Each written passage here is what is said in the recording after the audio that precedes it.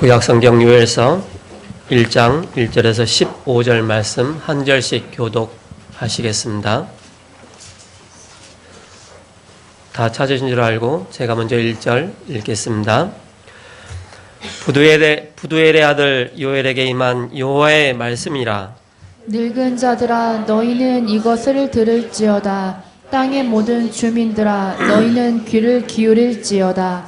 너희의 날에나 너희 조상들의 날에 이런 일이 있었느냐? 너희는 이 일을 너희 자녀에게 말하고 너희 자녀는 자기 자녀에게 말하고 그 자녀는 후세에 말할 것이라.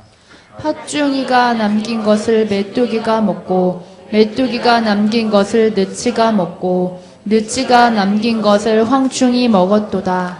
취하는 자들아 너희는 깨어 울지어다. 포도주를 마시는 자들아 너희는 울지어다. 이는 단 포도주가 너희 입에서 끊어졌음이니. 다른 한 민족이 내 땅에 올라왔음이로다. 그들은 강하고 수가 많으며 그 이빨은 사자의 이빨 같고 그 어금니는 암사자의 어금니 같도다. 그들이 내 포도나무를 멸하며 내 무화과 나무를 긁어 말갛게 벗겨서 버리니 그 모든 가지가 하얗게 되었도다.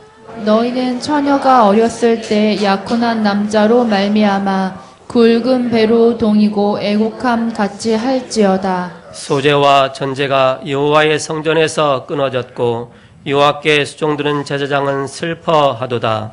밭이 황무하고 토지가 마르니 곡식이 떨어지며 새 포도주가 말랐고 기름이 다하였도다. 농부들아 너희는 부끄러워할지어다. 포도나무를 가꾸는 자들아 곡할지어다. 이는 밀과 보리 때문이라. 밭의 소산이 다 없어졌음이로다. 포도나무가 시들었고 무화과 나무가 말랐으며 석류나무와 대추나무가 사과나무와 밭의 모든 나무가 다 시들었으니 이러므로 사람의 즐거움이 말랐도다. 제사장들아 너희는 굵은 배로 동이고 슬피 울지어다. 제단에 수종드는 자들아 너희는 울지어다. 내 하나님께 수종드는 자들아 너희는 와서 굵은 배 옷을 입고 밤이 새도록 누울지어다. 이는 소재와 전제를 너희 하나님의 성전에 드리지 못함이로다. 너희는 금식일을 정하고 성회를 소집하여 장로들과 이 땅의 모든 주민들이 너희 하나님 여호와의 성전으로 모으고 여호와께 부르짖을지어다. 같이요. 슬프다 그날이여 여호와의 날이 가까웠나니 곧 멸망같이 전능자에게로부터 이르리로다. 아멘. 세움 찬양대 하나님께 영광 돌리겠습니다.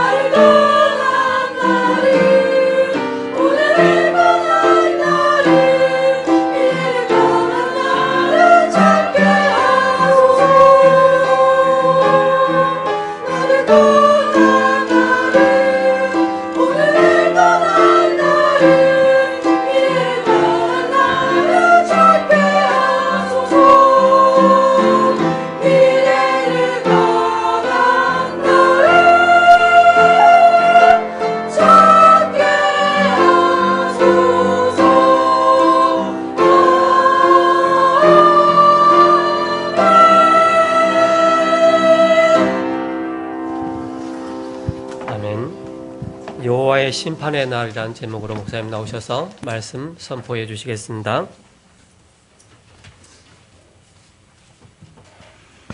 오늘 본문 15절에 보시면 그런 말씀이 있죠.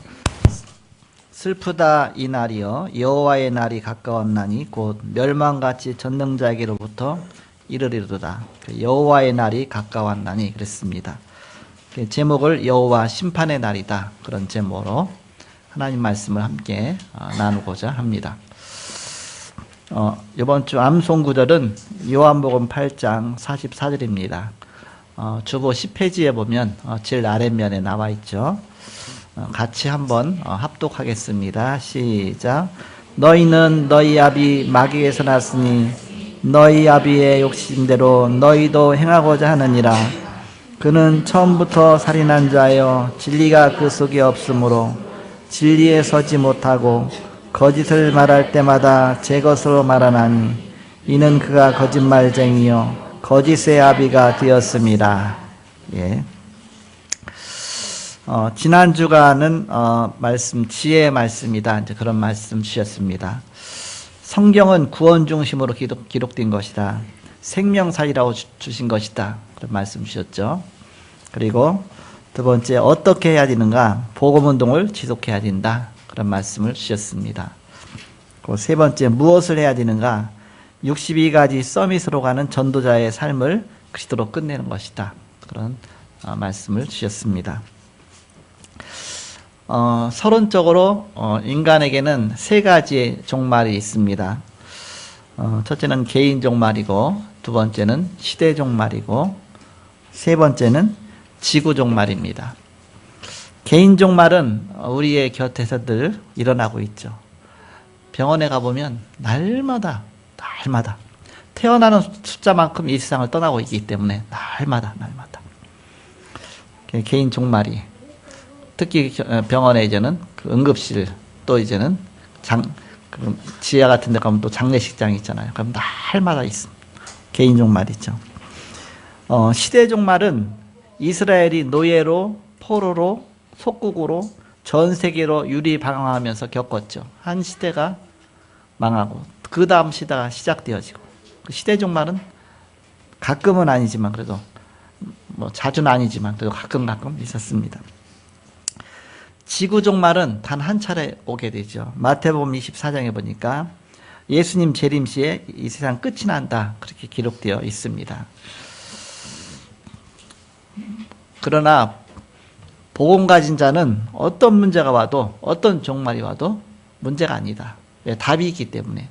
우리 하나님의 자녀입니다. 답이 있다. 그래도 문제가 아니다. 답이 있는 자에게는 문제가 없죠. 그렇죠? 요엘서에는 앞으로 일어날 여호와의 날을 예고하고 있습니다. 여호와의 날은 두 가지로 나타나는데, 하나는 심판의 날이고 재앙의 날이죠. 또 하나는 축복의 날입니다. 두 가지 날이 있다. 본문의 1장에는 메뚜기 때 재앙과 같은 심판이 기록되어 있습니다. 그래서 황충이가 먹고 메뚜기가 먹고 느시 먹고 다 먹고 나니까 남은 게 없잖아요. 그 정도로 엄청나게 재앙이 올 것이다, 그런 말씀이 나오죠. 그리고 2장에는 여호와 축복의 날이 기록되어 있습니다. 오순절 성령의 역사로 말미암아 하나님 나라가 이 땅에 임하면서 구원의 역사가 시작된 그런 여호와 축복의 날이 기록되어 있습니다. 요엘서는 3장까지밖에 없어요. 앞으로는 소선지서기 때문에 한 장 있는 거 있고, 두 장 있는 거 있고, 세 장 있는 거 짧아요. 그래서 금방금방 한 번씩 넘어가죠. 복음은 세상의 재앙을 막고 축복의 날로 바꾸는 유일한 길입니다. 그것이 복음입니다. 그래서 참된 전도자가 너무너무 귀중한 것입니다. 이 땅에 참된 전도자 필요하죠. 복음으로 살려야 되니까. 영적으로 정신적으로 병든 자가 많아지는 그런 시대가 되었습니다. 그래서 우리는 말씀과 복음으로 살리고 해답 주는 행복한 전도자가 돼야 되겠다. 영혼 살리니까 얼마나 행복합니까? 사단에 대한 정립이 필요하죠. 우리가 이 사역하려면 우리를 늘 방해하고 속이는 사단에 대해서 알아야 됩니다. 정확한 답을 안 주면 성도는 흔들릴 수밖에 없습니다. 급한 것이 있습니다. 유대인이 모르는 것 세 가지가 있습니다. 정통신학에서 강조 잘 안 하죠. 원죄. 원죄를 잘 몰랐습니다. 율법을 다 지키면 구원받는다고 생각합니다. 원죄를 모르니까. 율법을 다 지켜도 이 원죄만은 해결이 안 되는 것입니다. 이 부분 모르면 그리스도가 왜 필요한지도 모릅니다. 예수는 이 원죄 문제를 해결하기 위해서 오셨습니다. 그래서 이 부분을 사단이 공격하는 것이다. 사단이 원죄를 모르도록 공격하는 것이다. 그리고 자꾸 자범죄만 생각하도록 공격하는 것입니다. 우리는 이 사단의 역사를 잘 모르지요. 그래서 예수님께서 마태복음 12장에 보니까 먼저 강한 자를 결박하지 않고야 어떻게 그 가정을 구원하겠느냐. 사단이 장악하고 있는데, 사단이 뭔가 가정과 가문과 개인을 장악하고 있는데 그게 쉽게 끝나겠느냐, 그 얘기입니다. 그래서 사단한테 많이 당해본 사람은 알잖아, 그렇지? 여러 가지의 가문의 문제 속에, 가정의 문제 속에 사단한테 계속 공격당하고 나서 나중에 이제는 보험 깨닫고 나서 보면, 아, 내가 사단에게 이렇게 장악돼서 이렇게 실패하고 있었구나, 이렇게 무너져 있었구나, 이걸 깨닫게 되죠. 그래서 예수님께서 먼저 하나님 나라가 임하면 사단이 나라가 무너진 것이다, 이렇게 말씀하셨습니다. 먼저 사단이 결박당해야 된다, 그런 말씀하셨습니다. 이 부분 모르면 하나님과 상관없다, 그 정도로 말씀하셨습니다. 즉 죄와 사단과 지옥의 문제로 인간은 영적 문제가 오고 이것 때문에 실패하게 됐습니다. 이 세 가지 문제를 우리는 잘 알아야 되죠. 이 문제 해결자는 바로 예수 그리스도시다. 하나님께서 그리스도를 보내서 이 문제를 해결하신 것입니다. 죄, 원죄 문제, 자범죄, 조상의 죄, 모든 죄 문제 십자가에서 다 해결하셨습니다. 그리고 하나님이란 증거로 부활하셔서 사단의 권세를 꺾으시고 우리를 죄와 저주 권세에서 구원하셨습니다. 그리고 영원히 성령으로 우리와 함께 하셔서 지옥 가야 되는데 우리를 영원한 천국으로 인도하셨습니다. 그래서 참 왕으로, 참 제사장으로, 참 선지자로 우리의 구원자가 되신 것입니다. 이 부분을 유대인들이 잘 모르는 거예요. 사실은 하나님 믿는다고 하면서도 사실 이 부분을 잘 모르는 겁니다. 원죄 문제 모르고 사단의 문제 잘 모르는 겁니다. 그러다 보니까는 유대인이 엄청나게 축복받고 나서도 사실은 실패한 것이죠. 세상을 정복하고 나서도 사실은 모든 것에 다 실패가 오게 된 것입니다. 사실 유대인뿐만 아니라 대부분 잘 모릅니다. 자꾸 이걸 모르니까 종교 생활을 하죠. 그러니까 영적인 그런 질병이 자꾸 오게 되죠. 이게 해결이 안 되니까. 그래서 우리는 성경을 잘 이해해야 되죠. 성경을 잘 이해해야 되겠습니다. 성경이 진짜 무엇을 말하는지를. 창세기 1장 27절에 보니까 인간을 하나님 형상대로 창조하셨다 그랬습니다. 그런데 하나님 형상 가진 인간인데 창세기 3장 4절에서 5절에 보니까 이것을 다 잃어버린 거예요. 완전히 다 깨져버린 겁니다. 그래서 시멘트 바닥에 유리병, 화병이 내동댕이질을 쳐져갖고서 다 깨진 거나 마찬가지로 산산조각 난 것처럼 인간은 완전히 전적 부패했다. 칼빈은 그렇게 말하잖아. 인간은 전적 부패다. 완전히 다 깨져버렸다. 세상에 어떤 방법 갖고도 해결이 안 되는 것이다. 그래서 하나님이 해결의 길을 주셨는데 그 길이 바로 창세기 3장 15절 여자의 후손으로 오실 메시아다. 그리스도다. 그래서 그리스도가 아니면 우리의 절대 인간의 문제 해결될 수 없다. 이것이 복음입니다. 이것을 잘 모르면 구원받았어도 구원에 대한 감명이 없어요. 감격이 없어요. 이렇게. 너무나 기주한 것을 잘 모르니까. 언제 감격이 납니까? 언제 정말 구원에 대한 감격이 옵니까? 정말 고생하다가 저주 가운데 죄악 가운데 고생하다가 예수 믿고 나면 그때서 그런 사람은 막 굉장히 뜨겁게 믿잖아요. 모태신앙은 잘 모르잖아요. 왜? 그런 감격이 없으니까. 그러나 내 일대신앙은 완전히 무너졌다 보험받고 나니까 너무너무 좋은 거예요. 그래서 막 그런 구원의 감격이 많이 있죠. 이렇게. 그래도 다 구원받은 것이죠. 구원 안에 있으니까 감사한 것이죠. 로마서 3장 10절에 보니까 의인은 없나니 하나도 없으며 없습니다. 인간은 다 죄인이다. 의인은 한 명도 없다. 로마서 3장 23절에 모든 사람이 죄를 범하였으며 하나님 영광에 이르지 못하더니 원죄를 말하는 겁니다. 이것은 모든 사람이 죄를 범하였으며 하나님 영광에 이르지 못하더니 모든 사람은 세상의 위인 상관없이 모두 다 포함되죠. 모든 사람. 그건 왜? 원죄하라 있기 때문에. 아담의 후손이기 때문에.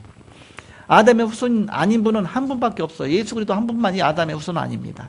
동정녀에서 탄생하시고 성령으로 잉태하시고, 그래서 원죄 없이 태어나신 분은 오직 예수 한 분만이다. 그리고 로마서 6장 23절에 보니까 죄의 삭은 사망이요 그랬습니다. 죄의 값은 결국 사망이다. 로마서 5장 8절에 이 문제를 해결하시려고 하나님께서 그리스도를 보내셔서 우리 대신 십자가에 죽게 하심으로 하나님께서 자기의 사랑을 확증하셨느니라 그랬습니다. 바로 하나님의 진실한 사랑, 바로 복음을 주시는 그런 사랑. 뭔가 이 구원의 비밀 모르면 이거에 대한 감격이 안 오죠. 예수님이 나 위해서 십자가 죽으셨다. 너무나 감사하죠. 근데 거기에 대해서 잘 모르면 가치 있다고 보지도 않죠. 그러다 보니까는 자꾸 종교 생활을 하고 엉뚱한 쪽으로 빠지는 겁니다. 그래서 신학교 절반이 그리스도 말고도 구원이 있다. 그 정도로까지 가게 된 것입니다. 에밀리 브루너는 하나님 말씀을 절대라고 믿는 것은 우상숭배다. 그렇게까지 나온 것입니다. 하나님 말씀을 절대적으로 믿어야 되는데 오히려 하나님 말씀을 절대적으로 믿는 것은 우상숭배다. 복음 모르니까 완전히 무지한 소리 한 것이죠. 칼바르트는 성경에는 하나님 말씀도 있다 그렇게 말한 겁니다. 맞는 것 같죠? 엄청나게 오류입니다. 성경은 하나님 말씀이다 믿어야 되는데 성경에는 하나님 말씀도 있다. 그러면 성경 하나님 말씀 아닌 것도 있다. 그런 뜻 아닙니까? 그렇게 하면서 점점 성경을 의심하게 만들고 결국은 사단의 계략에 무너져 갖고서 완전히 성경은 하나님 말씀 아니다까지 가지게 된 것입니다. 그래서 어디까지 가졌느냐? 해방신학까지 나오고 정치신학까지 나오고 엉뚱한 쪽으로 계속 가서 결국 하나님 말씀 믿지 않는다는 것이죠. 거기까지 가게 된 것입니다. 그러나 예수님은 요한복음 5장 24절에 진실로 진실로 너희에게 이르노니, 얼마나 중요하면 진실로 반복해서 말씀하셨겠습니까? 진실로 진실로 너희에게 이르노니, 나를 믿고 또 나 보내신 이를 믿는 자는 영생을 얻었고 심판에 이르지 아니하나니 사망에서 생명으로 바뀌었느니라. 바로 우리는 구원받았느니라. 그래서 우리는 구원받은 하나님의 자녀입니다. 예수님 이 말씀하시자 바리새인들은 예수님을 보고서 미쳤다고 말했어요. 시대마다 마귀가 돌아다닙니다. 막 교회 속에 믿지 않는 종교 생활하는 속에 뭔가, 그래서 어떻게든 예수도 믿지 못하게 만들려고. 그래서 교회 밖에도 구원이 있다 그렇게 나온 겁니다. 더 나가서 그리스도 밖에도 구원이 있다 이렇게 나온 것입니다. 그러면서 이제는 다원론이 나온 것입니다. 예수 말고도 구원의 길이 있다. 우리가 똑같이 그냥 뭐 어떻게든 서울만 가면 될 게 아니냐, 돌아서 가면 될 게 아니냐. 오직 예수가 아니라 예수도 하나의 길이다 그렇게 본 것이죠. 그러니까 더 웨이가 아니라 어웨이로 본 겁니다. 여러 길 중에 한 길이다 그렇게. 그게 다원론입니다. 그러나 성경은 그렇게 말씀하시지 않죠. 요한복음 14장 6절 내가 곧 길이요 진리요 생명이니 I am the way 그랬잖아요. 그 길이다 그 길. 어웨이가 아니라 그 길이다. 사도행전 4장 12절에 보니까 다른 이로서는 구원받을 수 없나니 천하 인간의 구원받을 만한 다른 이름 우리에게 주신이 없다. 오직 예수만이 구원의 길이다. 그것이 성경의 진리입니다. 그래서 교회에서 그 말한 사람들한테 뭐라고 말하니까 이제 대학 교수가 말했으니까 신학대학 교수가, 그러니까 또 신학생들이 막 데모를 일어난 겁니다. 그래서 왜 막 우리가 뭐 신학교에서 뭐 완전히 뭐 어쨌든 이렇게 우리가 신학 연구하면서 다 말할 자격이 있지. 그래서 뭐 그러면서 막 오히려 데모하고 막 그런 일이 있었죠. 오래전에. 그래서 결국은 다원론, 다원주의에 빠져서 오직 예수를 자꾸 놓치는 겁니다. 그게 사단이 가장 좋아하는 것이죠. 결국은 그리스도를 잘 모르고 복음이 뭔지를 잘 모르고 있다는 것입니다. 바로 사단의 전략이죠. 절간이 좋지만 그러나 그리스도를 알게 하는 곳은 아닙니다. 우리가 뭐 이렇게 성모도도 가면 그쪽에 절간 위쪽까지 가면 막 좋잖아요. 경치도 좋고 뭐 우리가 시기도 좋아요. 그렇지만 구원을 주는 건 아닙니다. 인생의 문제 해결 주는 건 아니죠. 그리스도만이 우리의 모든 문제 해결자로 이 땅에 구원자로 오신 것입니다. 그래서 우리는 나는 하나님의 자녀다. 구원받은 하나님의 자녀다. 여기에 확신 갖는 것입니다. 어느 날 나는 알았네. 주가 그리스도 되심을. 예수님이 나의 구원자 그리스도 되심을 어느 날 나는 알았네. 엄청난 축복이죠. 예수를 나의 그리스도로 주인으로 영접한 그때부터 하나님의 성령이 내 안에 들어오셨습니다. 나 하나님 자녀가 됐습니다. 그래서 나는 하나님과 동행하는 하나님의 자녀, 최고의 축복 속에 들어왔죠. 사도행전 1장 1절 3절 8절 오직 그리스도, 오직 하나님 나라, 오직 성령 충만과 세계복음화, 이 그리스도의 축복 속에 들어오게 된 것입니다. 그럼 더 이상 사단과 나는 상관이 없습니다. 내가 오히려 사단 권세를 꺾으며 결박하며 무너뜨리며 오히려 승리하는 하나님 자녀의 권세를 가지게 된 것이죠. 그 축복을 왜 못 누립니까? 갈라디아서 2장 20절 자꾸 나 옛 틀에 묶여 있어 하고 나의 것에서 자꾸 묶여 있어 갖고서 나 옛 틀을 벗고 갈라디아 2장 20절 내가 오직 그리스도와 함께 죽었나니 나는 그리스도와 함께 죽었나니 나의 옛 생명은 죽었나니 내 안에 이젠 그리스도께서 살아계신다. 새 생명이 살아계시다.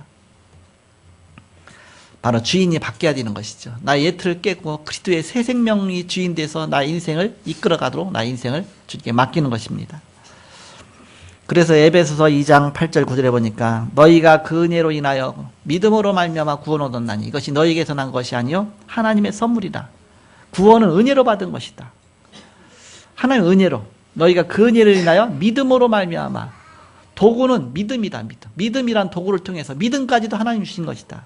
믿음으로 말미암아 구원을 얻었나니 이것이 너희에게서 난 것이 아니요 하나님의 선물이다. 행위에서 난 것이 아니니 이는 누구든지 자랑치 못하게 함이니라. 하나님의 전적인 은혜로 내가 구원받았다. 얼마나 감사합니까? 그래서 우리는 이 확신 갖고 가야 돼요. 더 큰 문제는 뭐냐? 이 복음 붙잡고 있다가도 문제 생기면 금방 복음을 놓쳐요. 그 율법으로 돌아가는 겁니다. 하고 신비주의로 빠지고 인본주의로 빠지고 명상운동으로 빠지고 접신운동으로 빠지고 그리스도 아닌 쪽으로 자꾸 나도 모르게 자꾸 빠져가는 것입니다. 결국 창세기 3장 4절 5절로 다시 돌아가게 되는 겁니다. 바로 나 중심으로. 결국 나 중심이 사단의 속임수에 빠지는 것이죠. 결국 나중에 사단 중심이 되어버리죠.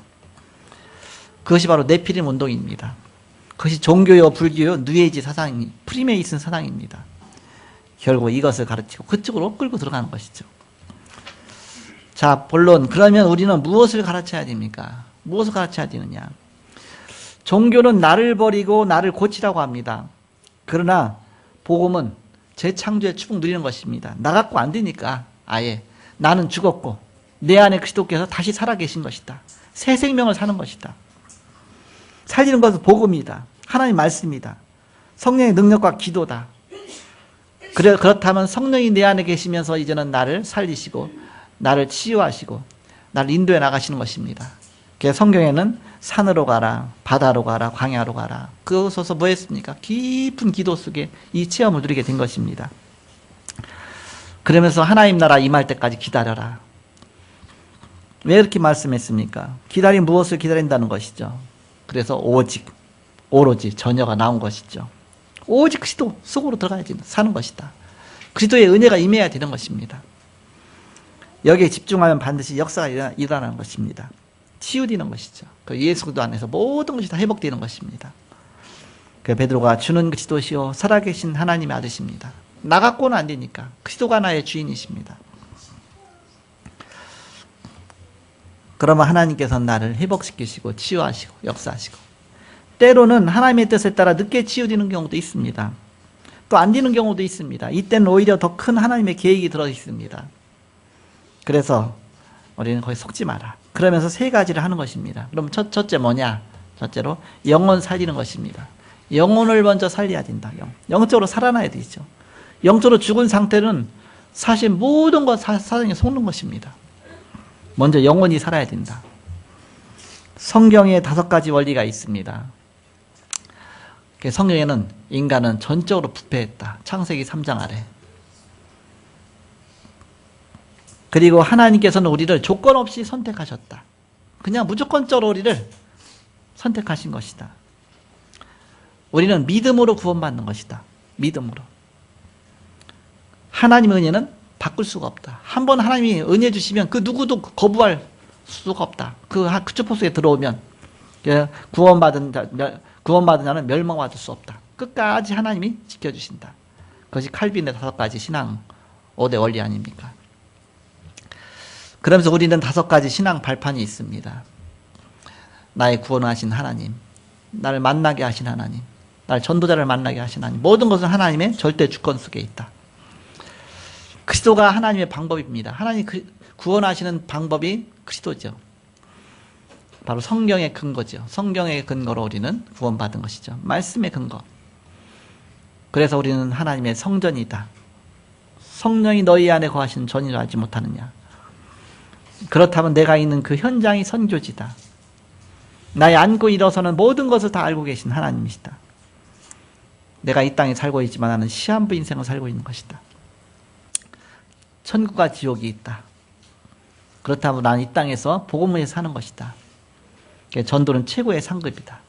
우리는 이런 10가지 신앙 발판을 갖고서 바로 이제 5가지 확신을 가져야 되겠습니다.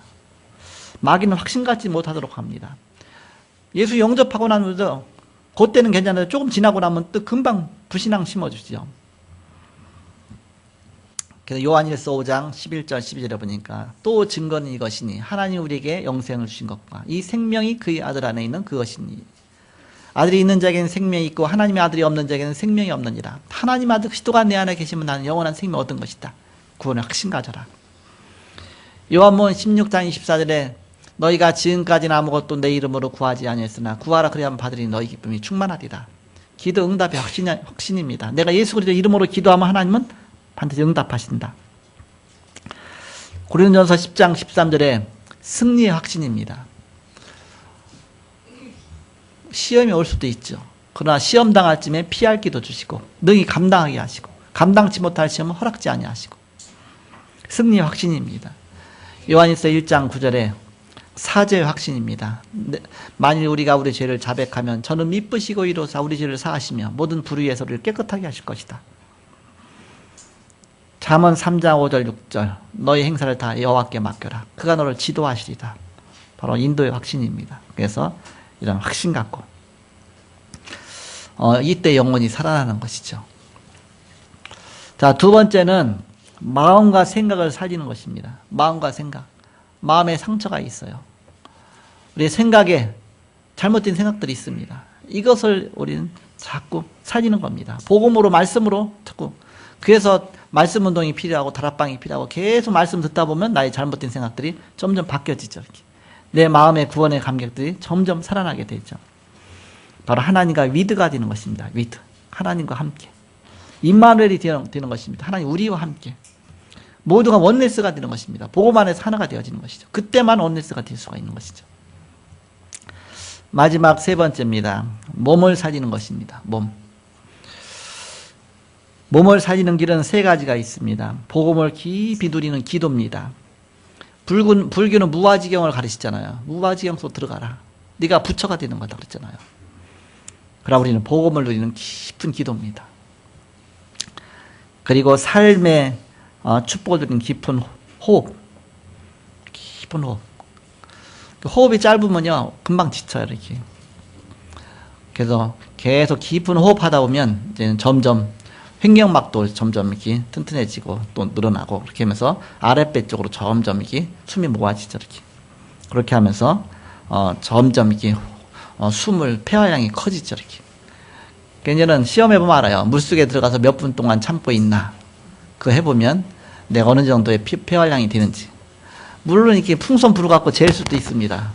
풍선 푹 불어갖고 얼만큼 불어지는 이렇게 할 수도 있죠. 그래서 찬양 많이 하는 사람들은 굉장히 뭔가 이렇게 호흡이 깊이 되죠. 이렇게 아랫배까지 싹 돼갖고서. 그래서 찬양 이게 그게 안 되는 사람은 찬양을 숨을 도중에 막 참지 못해갖고서 막 이렇게 막 찬양을 이렇게 길게 빼야 되는데 도중에 탁 끊어지잖아. 이렇게 되죠. 그러면 굉장히 많이 건강에 많이 이제 문제가 오죠. 이렇게. 그래서 자꾸 우리는 이렇게 깊은 호흡을 해야 된다. 또 깊은 음식입니다. 깊은 음식. 건강 회복되는 귀중한 깊은 음식들. 그렇게 해서 우리 몸을 살리는 것입니다. 요즘에 패스트푸드 같은 거는 깊은 음식이 아니죠. 그러다 보니까 굉장히 젊었을 때는 맛있게 먹어요. 그러나 나이 많아서 보면 굉장히 성인병이 굉장히 많이 오잖아요. 이렇게. 그리고 마지막 3번째는 몸을 살리는 것입니다. 몸. 그 마지막 세 번째 얘기했네요. 그렇게 해서 우리가 복음 누리는 깊은 기도, 또 이제 깊은 호흡, 깊은 음식. 자, 결론입니다. 만약 우리가 이것을 24시간 누린다면 세상을 정복하게 된다. 24가 되어지면 행복하게 된다. 내가 이 축복을 계속 누리게 되니까. 칼빈은 기도를 노동이라고 했어요. 기도가 노동이다. 그러나 기도는 노동이 아니라 행복이요 휴식입니다. 기도하는 시간이 가장 행복한 시간이요, 가장 기쁜 시간이요. 내 기도하는 그 시간, 그때가 가장 즐겁다 그랬잖아요. 가장. 그래서 종교적으로 율법적으로 기도하지 마시고 몸이 안 좋은 사람은 그냥 누워서 기도하세요. 딱 누워서 그냥 딱 누워서 하늘 천장 바라보고서 숨을 탁 들이마시고서 천천히 내쉬면서 깊이 기도해 보세요. 그 누워서 마시기잖아. 이렇게 누워서 딱 누워서 기도하면 호흡 기도하는 게 굉장히 편해요. 이렇게 좀 쉽게 할 수 있습니다. 남편, 불신자 남편인데 옆에서 막 기도한다고 이상하다고 그러죠. 미쳤다고 그랬죠. 그러니까는 같이 여보 잡시다. 자고서 넌 딱 감은 다음에 코 드르렁드릉 그러면 옆에서 누워서 숨을 깊이 들이마시면서 그때부터 호흡기도 시작하면 됩니다. 막 땀이 날 정도로 이불을 덮으면 안 될 정도로 그런 노력이.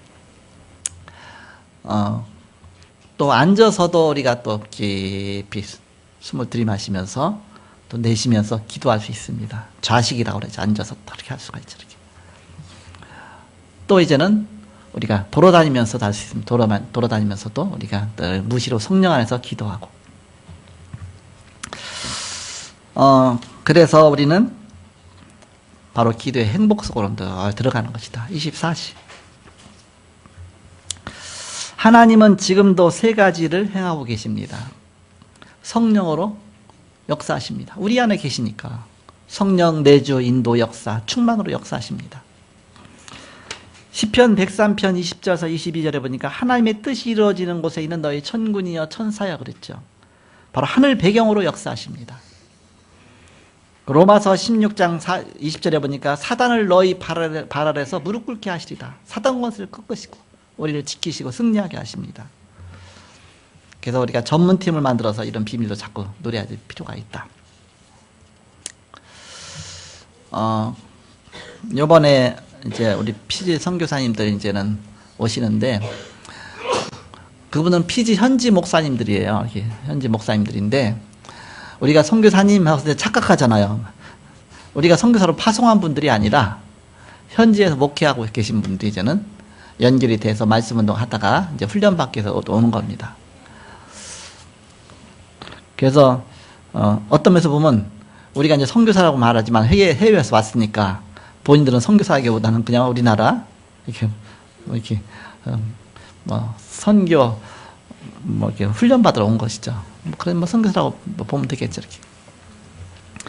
그래서 우리 이제 작년에 우리 또 우리 표정자 권사님 또 비치 미션홈에서 또 이제는 표정순 권사님 또 검단 미션홈에서 막 선교사님들 거기서 홈스테이 했잖아요. 그래서 1년 내내 궁금하셨나 봐 이렇게. 그래서 피지 좀 한번 가봤으면 좋겠다 이렇게. 그래서 피지 좀 한번. 근데 보니까 그 7월 달에 보니까 바누아투 집회가 있거든요. 피지에서 바누아투랑 가까워요 이렇게. 물론 비행기 타고 가지만 섬이니까. 근데 그 바누아투 집회 좀 같이 갔으면 좋겠다. 저번에 말씀하시더라고요.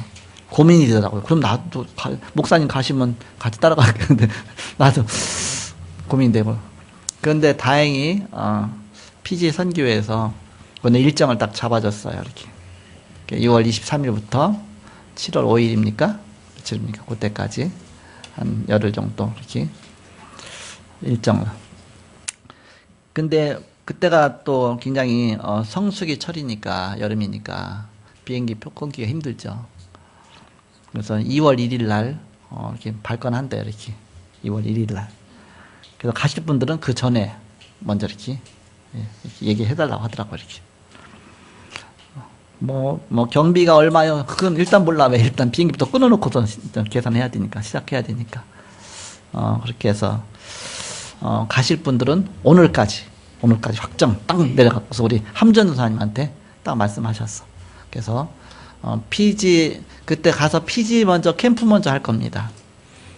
피지 주일날 오후에 가갖고서 출발해갖고서 이제 피지 캠프 쭉 하고 그러면서 그 바누아투로 이제는 비행기 타고 가요. 바누아투는 이게 뭐 거리도 가깝지만 바누아투는 뭐 세계에서 가장 작은 나라니까 작은 섬이니까 작은 섬입니다. 지도상에 봐도 없어요. 지도가 이렇게 계속 확대해서 보면 나중에 뭐가 하나 나와 이렇게. 그래서 호주와 뉴질랜드와 그쪽에 이제 그쪽 가까이에 있습니다. 그래서 바누아투 가서 바누아투 이번 집회가 있거든요. 유 목사님 집회가 있습니다. 그래서 거기 참석하고서 한국으로 오게 됩니다.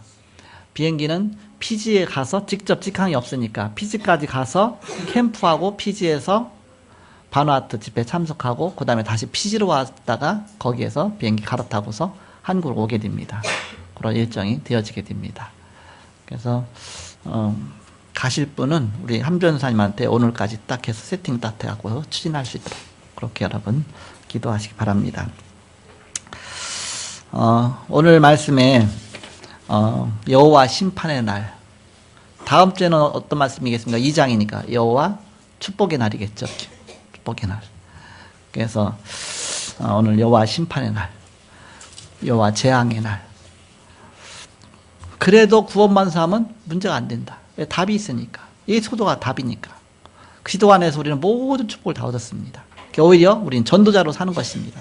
심판받고 있는, 재앙당해 있는, 고통당한 자들에게 우리는 복음 전해서 그들을 살리는 것입니다. 전도자로 행복한 전도자가 되시고 행복한 기도의 축복 누리시고 바로 말씀으로 결론 내리고 확신 주고 답을 주는 행복한 전도자가 되시기를, 또 기도의 비밀 누리시기를 그리스도의 이름으로 축복합니다. 기도하겠습니다. 하나님, 말세 시대에 답 주는 행복한 전도자가 되게 하여 주옵소서. 하나님과 함께하는 임마누엘의 비밀 누리며 하나님과의 위대의 축복을 누리는 그런 기도의 축복 누리게 하여 주옵소서. 한 주간도 주님이 나와 함께 하시는 비밀 누리며 그리스도와 함께 바로 동행하는 한 주간 되게 하여 주옵소서. 가는 발걸음마다 흑암의 권세 무너지며 하나님 나라가 임하는 발걸음이 되게 하여 주옵소서. 성삼위 하나님의 보좌의 비밀로 역사하시고 인도하여 주옵소서. 감사하며 예수님의 이름으로 기도하옵나이다. 아멘.